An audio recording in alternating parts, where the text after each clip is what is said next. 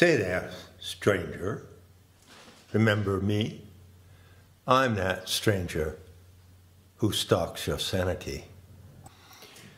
Yes, at last, finally I have returned after an unfortunate delay due to recording issues. I am determined, by the way, to keep up some kind of frequent rhythm with the Great Recovery talks. So I'll do the best I can. And bear in mind, if you will, that I do have other projects in development, and sometimes they take priority, as things do in life, you know. So I've got a screenplay, actually written a number of years ago, a kind of romantic drama about the origins of modern psychology. I've got a project for a feature-length film presenting the story of my research in the Nag Hammadi writings and the recovery of the sacred narrative of the mysteries, the fallen goddess scenario. And then finally, I've been polishing off the third volume of my deep study in Talmudic proctology. Yeah, I wonder how the algorithmic spiders will handle that. So, as you may recall, in the last talk I said I was going to present a model that I've developed that I believe will prove very useful in engaging in the Great Recovery. Remember that the Great Recovery echoes the recovery movement of the 60s, and in particular, the recovery movement, there were many, that was focused on the adult child syndrome. So that syndrome, quite simply, represents the situation in which children in early years, from the moment of birth onward, do not get their needs properly or adequately met. And consequently, they carry these unfulfilled needs forward into the teen years and into adulthood, and they behave dysfunctionally due to trying to satisfy those needs, which were not satisfied in the initial conditions when they ought to have been, in ways that are inappropriate, dysfunctional, reckless, and can also be self-defeating and self-destructive. So that's the summation of what the adult child syndrome tells us. And in the context of recovery, this is really important because, in fact, no single one of us can recover from the impact of what's coming to us from the world outside, all the psyops, all the scams, all the deceit and division, all the racist rhetoric. It's impossible to recover from that fully unless you have solved and resolved the issues of the adult child syndrome in yourself. Is that clear? So in looking forward to this talk, which I believe is the third in the series, at the end of the last talk, I delivered a most delicious phrase. At least to me, it's delicious. The morphology of the emergent self. This is a meme and a guideline for what is required to be capable of, let's say, not only engaging in the Great Recovery, but bringing it to a successful conclusion. Now, morphology may not be a word that you hear every day while you're standing in the checkout line at the supermarket, but it's a really important word, so let me clue you onto what it means. Morphology, in my definition and in the application here, means the inherence of previous states of growth in later states of growth. So if you look at a rose, a blossom of a rose flower, beautiful red rose with its petals, you can look at it morphologically. And when you do that, you see mentally that the full-blown blossom of the rose actually contains within it all of the previous stages that brought it to the blossom. The blossom, for the purposes of the Great Recovery, is your identity as a sovereign, self-intending person who can stand against whatever the parasites throw at you. But within that fully mature adult individual, all the previous stages that brought you there are still there, and they are still active. This is what I mean when I say, or when I said, if I did say it already, that you are not a child who turned into an adult and were no longer a child. You are a child who is continually turning into an adult. That is a morphological perspective on what it means to be an adult. What I'm calling the model of the morphology of the emergent self is a valuable tool for self-awareness and self-actualization, as well as a valuable tool for perceiving and evaluating the activity and behavior of other people. So I'll try to demonstrate that in the course of this little talk, and I'll try to do it concisely and keep it as brief as possible. What is the emergent self? Now, what do those words suggest to you? You might have any number of ideas about that, and they could all be valid, they could be useful or not useful. But what I would like to do is present you with a vivid, material definition of the emergent self. It is a definition, and it's something more as well. It's also a description. This description starts with the union of an ovum and a spermatozoa. So when those two material, physical, biological elements combine, the result is what? A fertilized ovum. That is the biological core of the emergent self. So what happens to that fertilized ovum? Well, it registers or deposits itself in the body of the mother in such a way that it begins to grow. The fertilized ovum is a seed that begins to grow, just like the seed of an oak tree, the seed of a rose plant. And how does it grow? Well, it begins by growing mitotically. In other words, it reproduces itself by the replication of daughter cells. And the result is what is called the morula, M-O-R-U-L-A. And the morula is the first formation of the embryo. And it doesn't have any organs. It simply consists of a raspberry-like or pomegranate-like mass of living material. That is the core of your emergent self.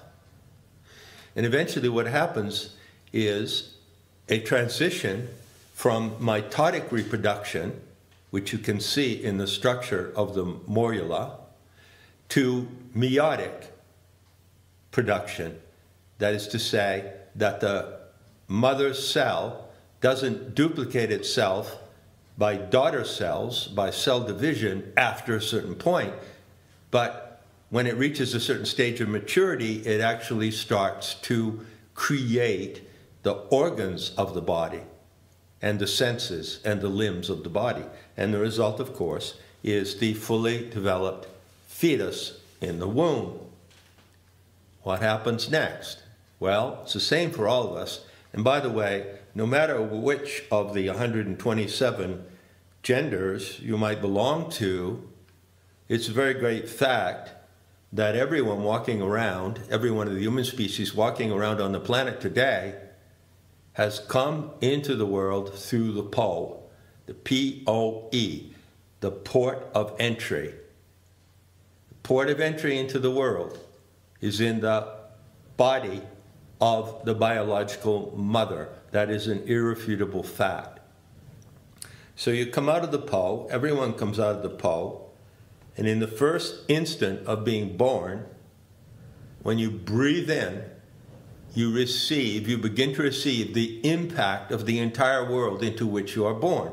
Not only the immediate environment, wherever that may be, in a hospital room or in a bedroom in a home, but the entire environment of the neighborhood, the people who are living in the neighborhood, the community, the town or city, the nation that you're living in, the entire world, the impact of the entire world hits the newborn child.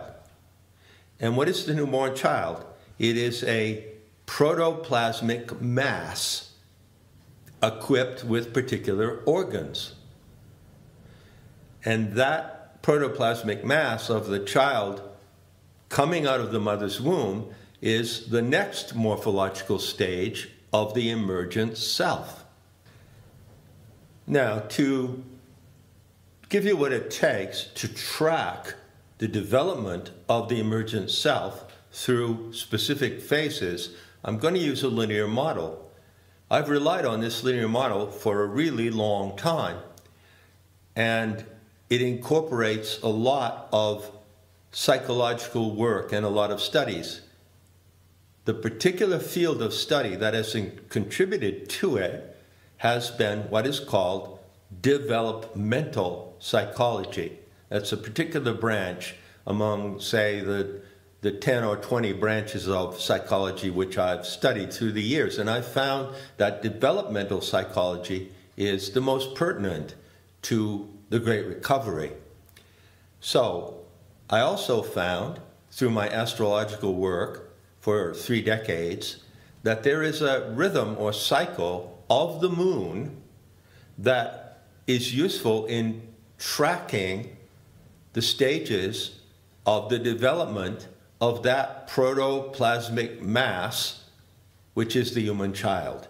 And also any animal creature is, from birth, a protoplasmic mass. What I found extremely helpful through my astrological work, and which stands up well today, is the phases of the emergence of the morphological self. At first, of course, when you come out of the womb, you don't actually have a self, do you? Because by definition, a self involves or requires some self-awareness. It requires the faculty of self-reflection and self-consciousness, and that only emerges later on. But I have found that the cycle of the rotation of the nodes of the moon, which takes 18.6 years, is a convenient tool for mapping the stages of emergence of the self. So I'll give them to you as rapidly as I can.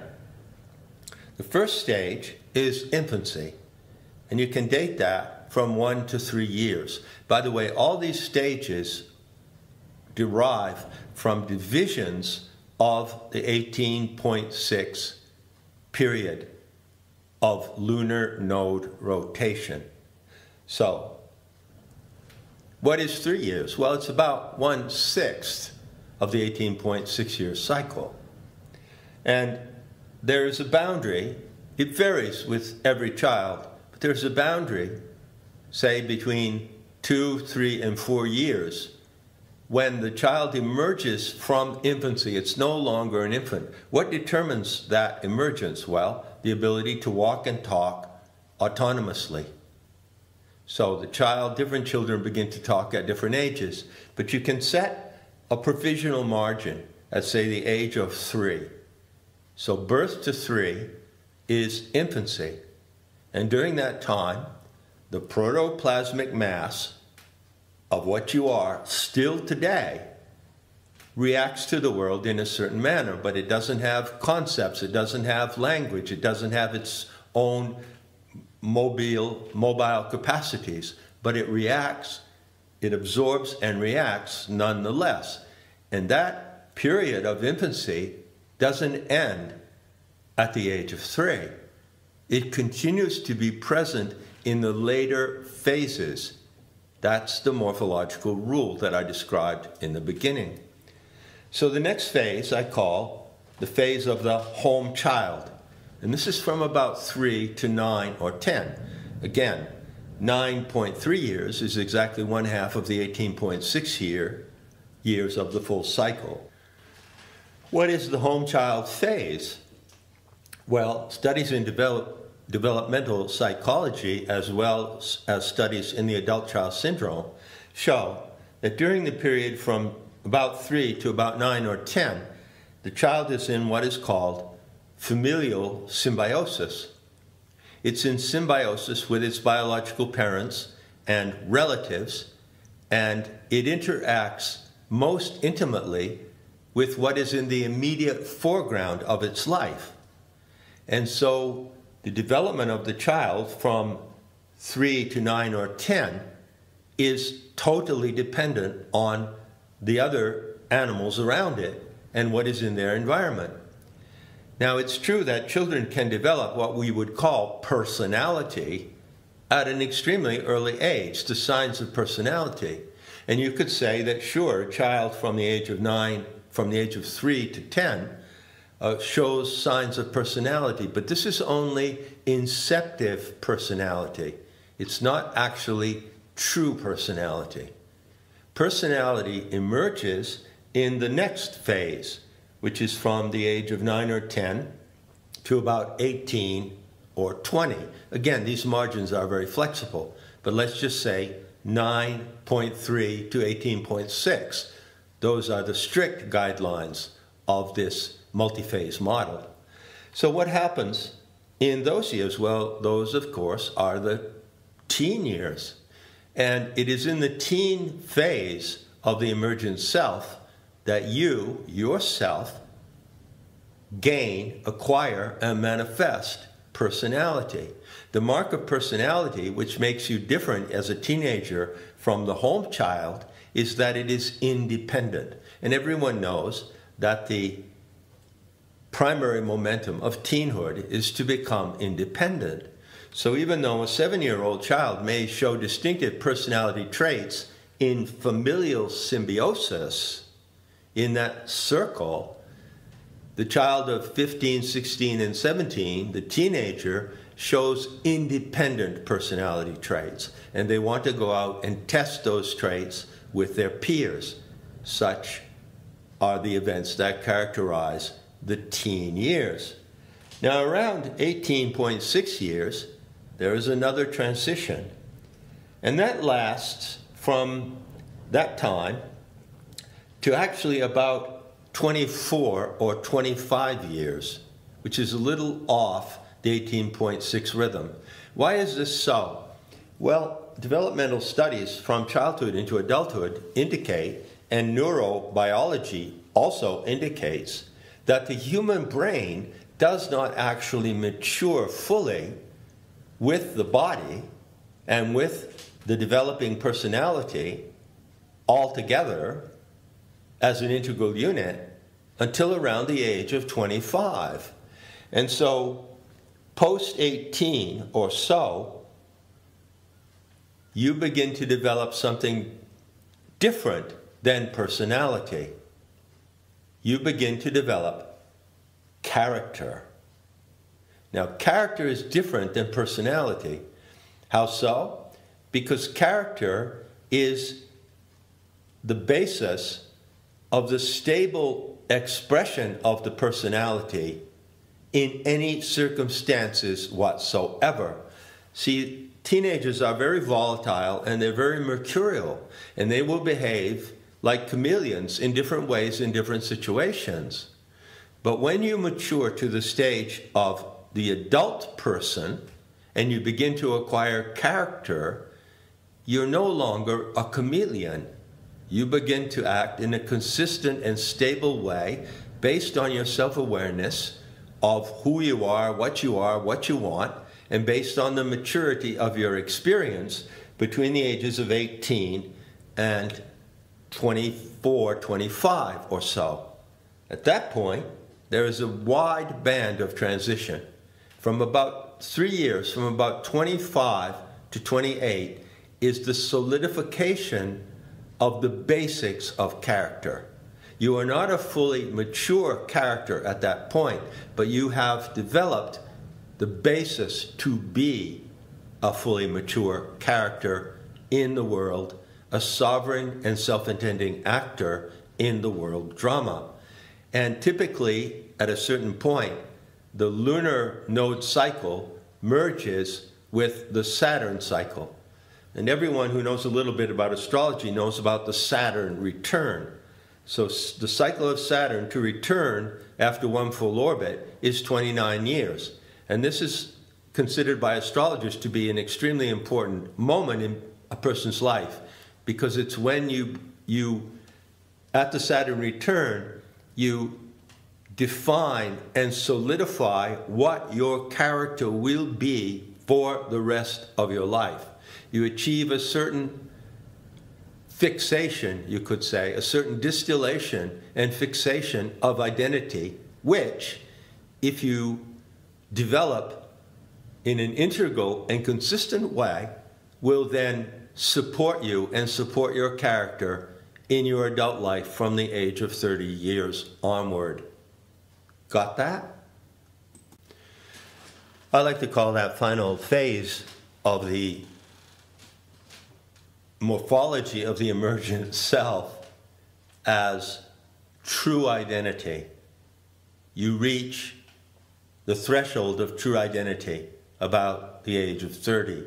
And then, if you are not handicapped and disabled by childhood needs that were not met, and if you are not sucked into the black hole of what Alice Miller calls narcissistic deprivation, because your innate self-love was not triggered by the gaze of self-love of an adult person, then you will face problems maintaining that mature identity. And consequently, you will be handicapped and limited in how you can stand against the impact of what is coming from the predicites in the world in which we live. So that's a rapid summary in linear time of these phases. But, of course, the trick is that those phases do not merely operate in linear time. They operate concurrently in present time, all the time. And when you know that, and when you have this model as kind of a working lens, then you can look at yourself and other people, and you can immediately assess behavior, which is very obvious. For instance, you can see when adults act like teenagers. You can see when people over 30, 40, or 50 revert to the behavior of the teenage phase. You can see when they revert to the behavior of the home child. And even so, if you're really astute, you can see when they revert to the behavior of infancy. And many people today, many human animals walking around in this world, plus 30 and on, are not actually acting in a manner consistent with the current stage of their morphology. They are acting in a manner consistent with the current preceding stages. And this is called, technically speaking, the retention of earlier or infantile phases in the adult. And there is a beautiful word that needs to be forefront in the vocabulary of everyone in the Great Recovery that sums up that phrase, the retention of juvenile traits in adulthood. This is called neoteny, Neoteny. The human animal is a neotenous species. We are all born, in a sense, prematurely, due largely to the fact that the brain, which is ruled by the moon in astrology, takes so long to mature. Now compare that to other animals. Have you ever seen a joey, a baby kangaroo, pop out of its mother's womb and then climb into another sac in her belly where it takes its time before it steps out into the world? Have you ever seen a newborn colt, a chick, a newborn elephant? What do you notice? You notice that it takes almost no time at all for the progeny of those species to mature so that they can function not only with mobility, but with the sensorial and organic faculties of an adult animal. That is not the case with you and me. We are neotenous, and you are damn well advised to take account of that fact if you want to bring yourself into alignment with the Great Recovery. I'm talking about the work on oneself that needs to be done in order to stand up and act as an agent of the Great Recovery. If you are an adult who's acting like a teenager or even a mature adult in their 20s, rather than a mature adult who has a strong identity and can hold it in any situation, if you're acting in that way, if you're acting like the home child of age between 3 and 10, who treats everybody as if they are family members from whom they need validation, if you're acting like an infant of the age of 3 or under while you are still an adult, you need to become self-aware of those traits and tendencies and correct them. This is a requirement for participating in the Great Recovery. It's a very rapid and brief outline that I've given you, but I trust that it's enough for you to get the picture here and get the knack of what I'm saying. I want to extend the length of this talk by giving you examples. I invite you to find your own examples. They're easy to find. For instance, when you see actors on the world stage, politicians, and actors and actresses who are presumably mature adults acting like teenagers, then you are seeing the proof of this morphological model. You're seeing through the lens of this model, and you're seeing how accurately you can assess the behavior of people.